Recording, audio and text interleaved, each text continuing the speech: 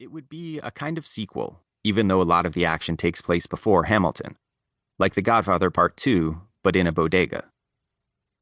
It was only when I started doing interviews, more than 50 by the end, that I came to see the extraordinary thing I hadn't discerned in 2007. Again and again, people said that working on Heights felt different from other jobs. They described growing closer to colleagues on this show than on other projects, and keeping those bonds for years. It came to feel, they said, like a family. Now, let's be clear. I, like you, have read a celebrity profile. I have watched a morning talk show. I find people talking about family in show business to be just as corny and cliched as you do. That's why I didn't take full account of what I heard about family in the first few interviews. But once I heard it a dozen times, then 24.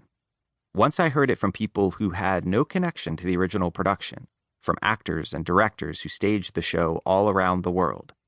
Once I heard people who were making the movie say that the tight bond they'd forged with their colleagues was absolutely the most valuable part of the experience, even though the experience hadn't yet ended, I started to think, maybe there's something here. What's the source of this strange adhesive power?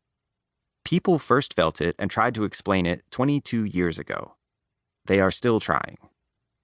As this book traces the unlikely journey of In the Heights from Lin's undergraduate brain to Broadway to Hollywood, it considers some of the ways that this musical has made people feel differently about themselves and the folks around them, how the depiction of a community can give rise to a community.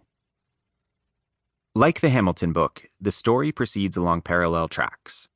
My chapters trace episodes in the development of In the Heights, first the stage version, then the film. Though, as you'll hear, the development of the stage version is a huge part of the development of the film. In order for Leslie Grace to sing Breathe on screen, Mandy Gonzalez had to sing it on stage. And that could only happen after Lin had composed and rejected countless other songs that might have introduced Nino Rosario, a character that he and Quiara spent years fashioning out of their lives, dreams, and writerly imaginations. The pot is always bubbling. Lin's annotations to his lyrics reveal where his songs came from and what they mean to him. In a lot of cases, he is reflecting on work he did many years ago. So are his collaborators when they're quoted in the chapters. That long reach back through time is one of the reasons we wanted to do the book. It's a chance to hear artists at the highest ranks of their professions contemplate what they did and who they were when they were still learning to fly. One big difference between this book and the Hamilton book reflects a difference between the shows. Hamilton is sung through, so the song lyrics capture virtually every word of the script. But Heights has dialogue scenes, which Quiara wrote for the stage version, then rewrote significantly for the movie.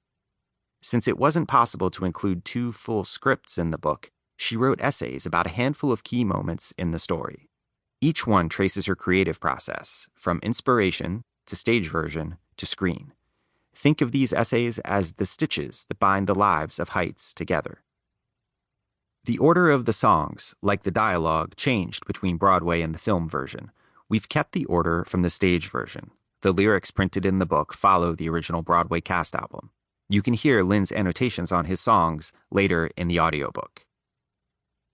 One last feature of the book takes its inspiration from the show. In Everything I Know, Nina, the neighborhood's wayward Stanford student, looks through a scrapbook created by Abuela Claudia, the community matriarch. By revisiting images from her past, Nina gains a new understanding of who she is and what she ought to do.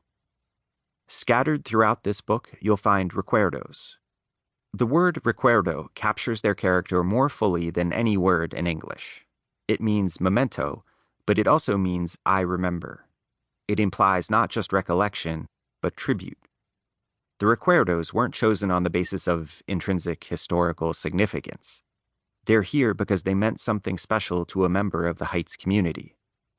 In the text that accompanies the images, the artists share that meaning in their own words.